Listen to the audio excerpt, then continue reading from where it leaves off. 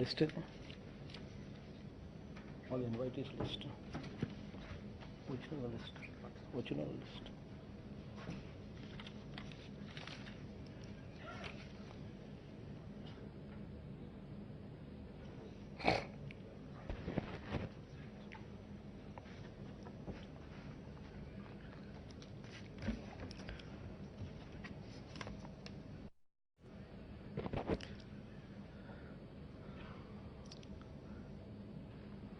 I think this is one of the largest gathering of diplomats, probably outside Delhi. And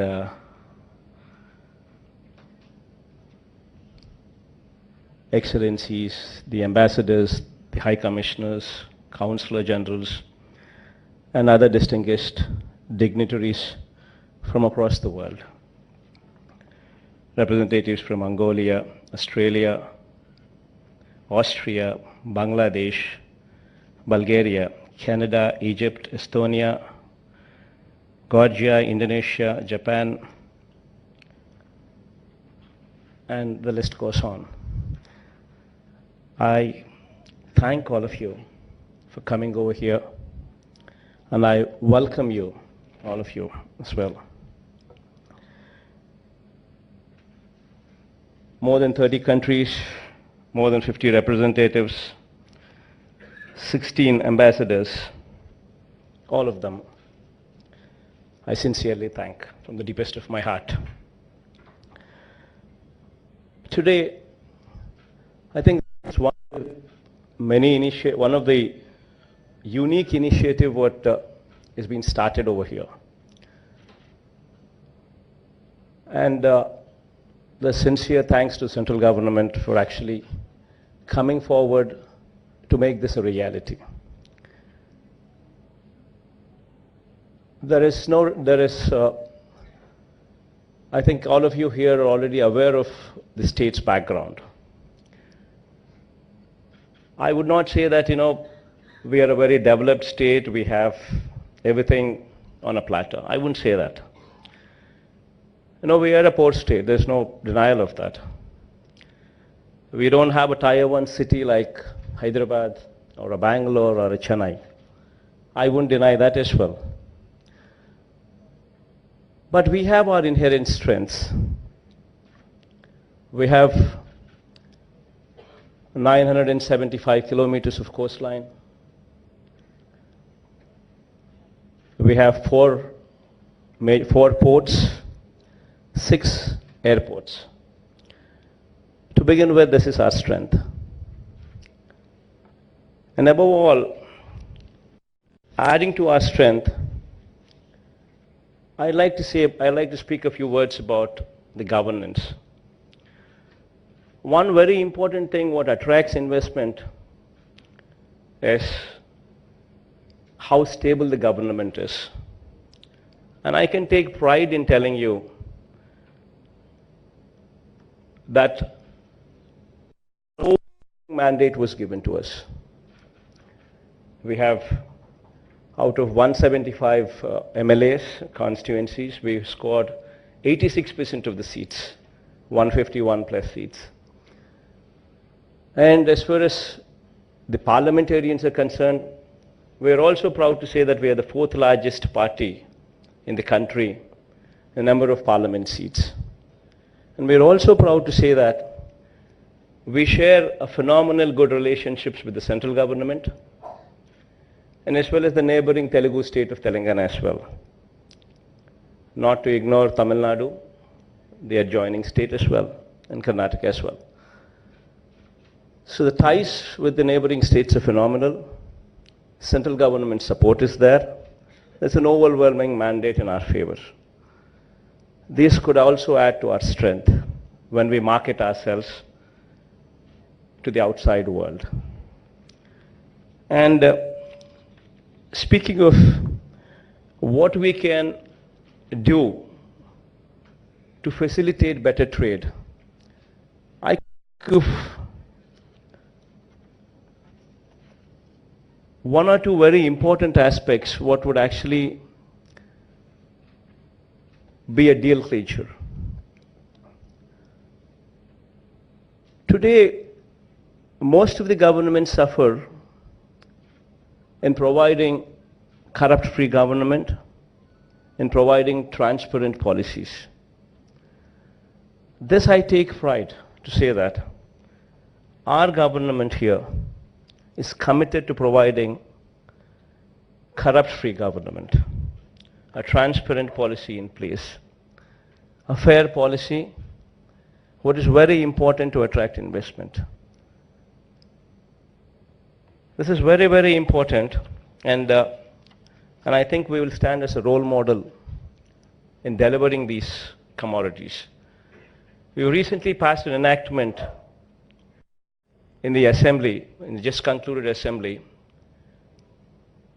and this enactment is the first in the country, and I think it will set a new standard for the country as well in bringing about transparency at the highest level in every transaction what takes place in Andhra Pradesh.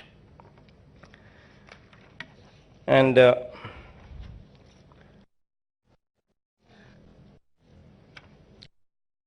few of the 60 days of our governance. Once you want to speak about the 60 days of our governance so far, everybody stands here and, all of us stand here and then we say, we've done that, we've done this, we've done phenomenally well and all those things.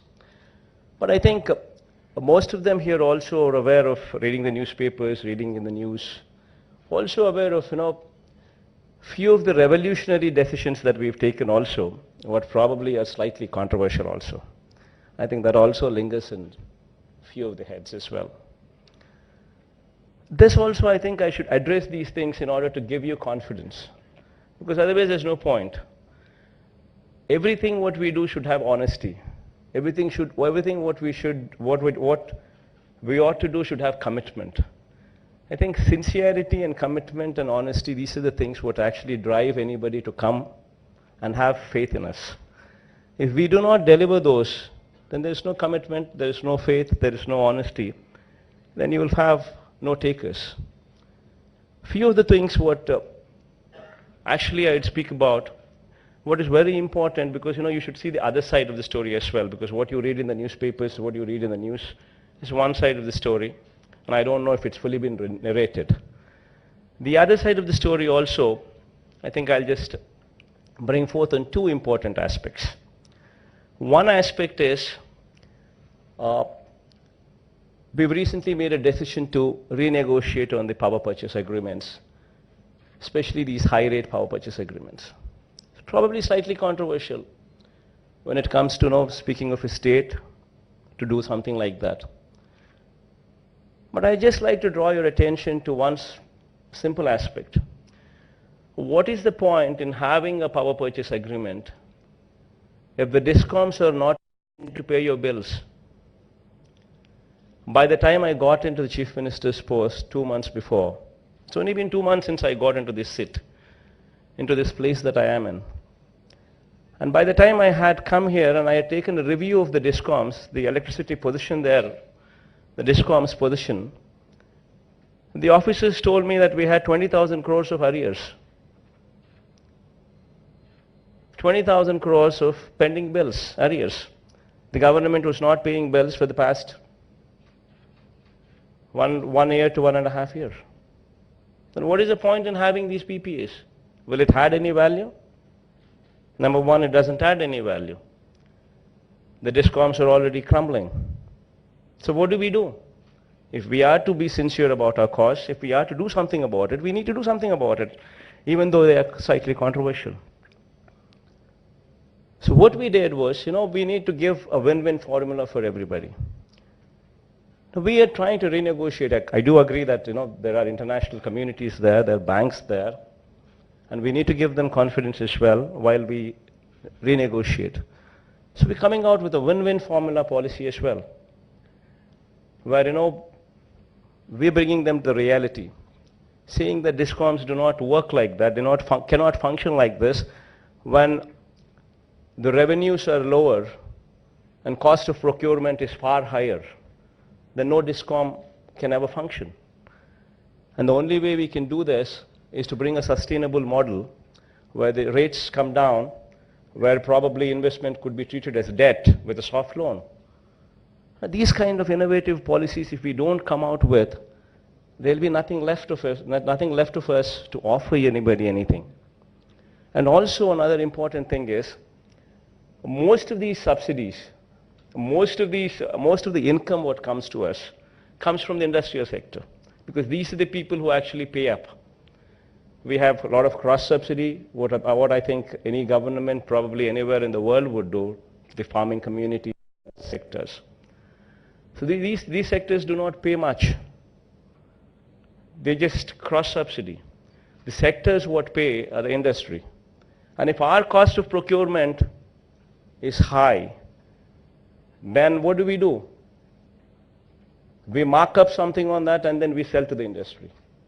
And if the industrial tariff is high, then how do we make ourselves competitive? How do we attract investments? So it's a bold decision taken somewhere along the line where honesty is required, commitment is required, and sincerity is required. And that's what we did. This is the other side of our one of the controversial decisions what we took.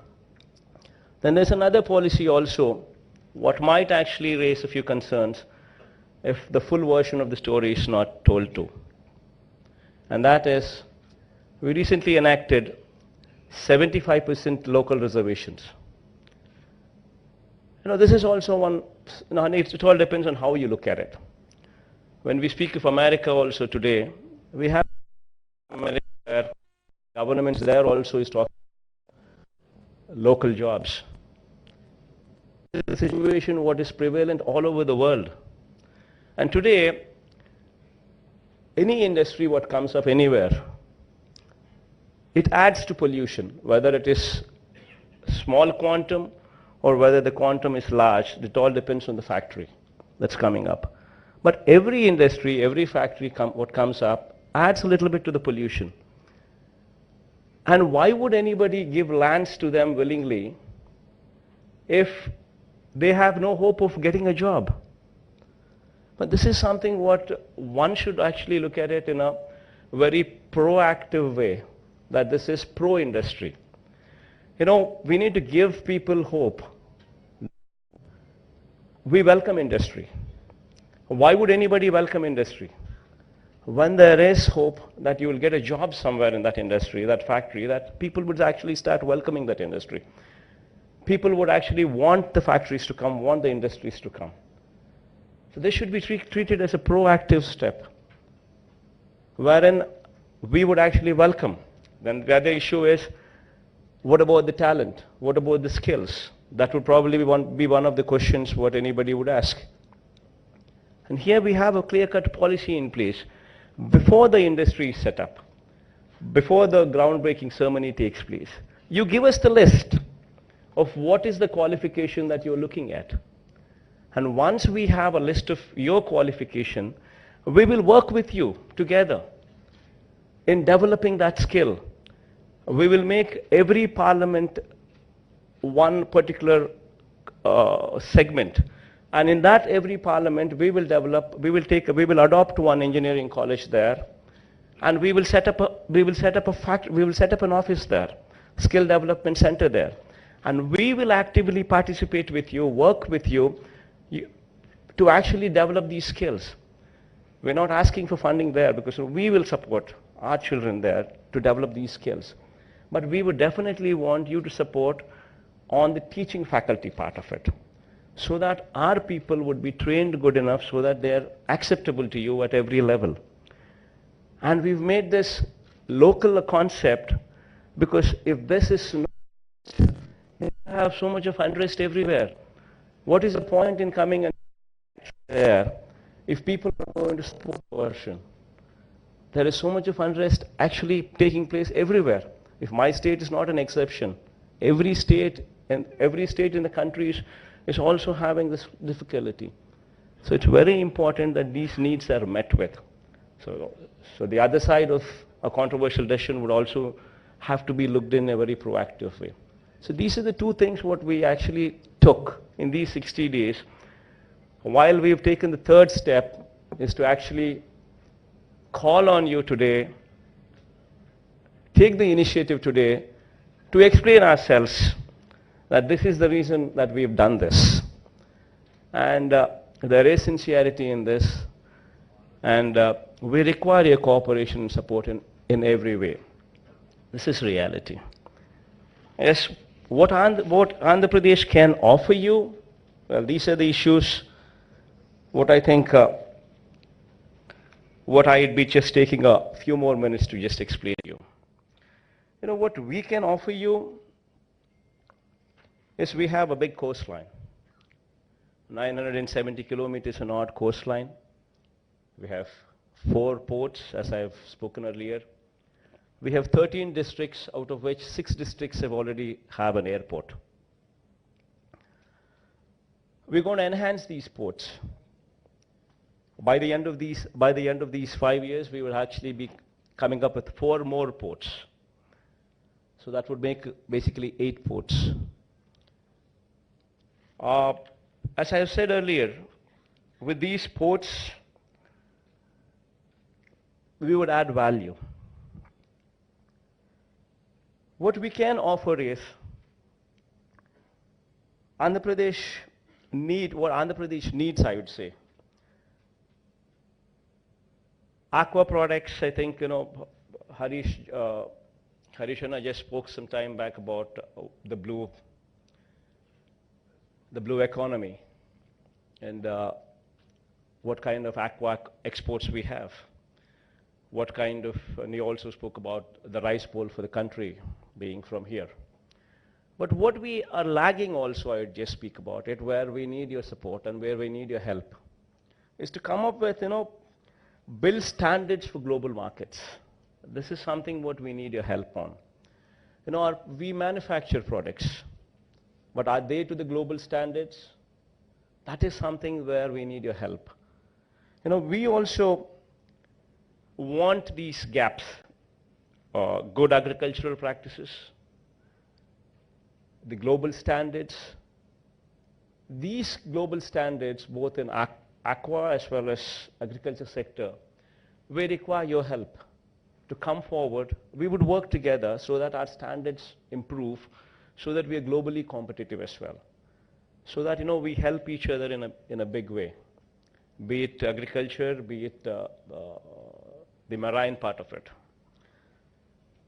Productivity is one other area where, we have ample land.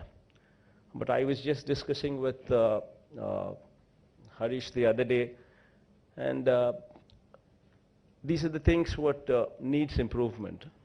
For instance, we have coffee, where per acre yield in coffee of ours is 250 kgs. And in Vietnam, I was told, is 7 to 8 tons, 7,000 kgs to 8,000 kgs is what I was told. These kind of innovative practices to improve productivity and yield, this would be something what we would also love to collaborate on. And then we have opportunities exist in seaports, investment could be sought, airports, investment could be sought, refineries, investments could be sought, steel projects, investment could be sought, and water management investment could be sought. Mobilization of financial resources for the state would be one important area where we could come along in a very big way. Projects such as interlinking of rivers. We have a situation where we are the fag end state, we are the tail end state. So we have a situation where interlinking of rivers is a very essential part to stabilize this agrarian economy. We have a situation where we need your help there to interlink Godavari to Krishna, where to stabilize the water needs there, where both of us can come together in a very big way. We need clean drinking water, where both of us can come together in a very big way. We're also wanting to bring about green revolution, where we want to actually scrap the diesel buses, the public transport system of diesel, and get into electrical buses in a very big way. So this could also be an opportunity where both of us, all of us could come together in a very big way. Food processing, research universities, airports and seaports I've just mentioned earlier. Metro rail also in Visakhapatnam is something what is being seriously contemplated. That could also be an area where we could work together in a very big way. Of course, Vijayawada and Guntur also, metro rail also, is a proposal that we have in mind. And also support for our innovative welfare schemes. You know, what we are contemplating, you know, people of the state have given this kind of mandate, what was never experienced in our state. And to be very sincere, this kind of mandate has come because people's expectations are so high.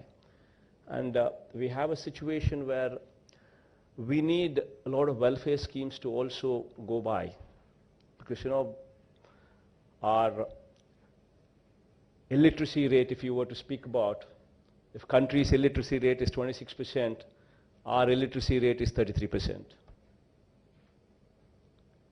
If gross enrollment ratio is to be spoken about, gross enrollment ratio is 18 years to 23 years, children who are being enrolled into the colleges, enrolled into the universities, into the colleges. If those rates were to be spoken about, and we usually compare our economy with BRICS, if that were to be compared, Russia would speak about an gross enrollment ratio of 81%, China would speak about 48%, Brazil would speak about 50%, whereas our enrollment ratio is only 25%. So these are the areas where, you know, we could actually work together in a very big way in improving our society, in bringing into focus, as I've recently spoken about, agrarian situation. We are basically an agrarian community with 62% of our population totally dependent only on agriculture, where there are a lot of good schemes that the state government has thought about to improve the life situation of the farmers, of the ryots, where help would be solicited. A modernization of schools, modernization of hospitals, to everything else, where countries who could play a big role in coming together to help us in a very big way. So all these opportunities, all these things what I think I've spoken in depth. All what I'd like to say is, while I just spoke about the narratives, what my state could offer and what my state is all about, all what I can say now is, I thank you all for coming over here, and with sincerity at utmost level, I say that we are committed to working with you with all sincerity, and you have an honest government, and you have a very proactive team, and we would definitely mark on transparency and corruption-free government at highest level to give you some confidence to that extent. And I think once after me, I think you'd have presentations from 6 presentations would come through. Our Chief Secretary would present on the development agenda, and the other principal secretaries would speak about industry and investment, social welfare programs, Navaratnalu that we boast about, health, tourism, Buddhist, and animal husbandry and fisheries. All these things the principal secretaries would follow up after my speech here. And we have 30 secretaries sitting down here, readily available for any of you having any kind of doubt.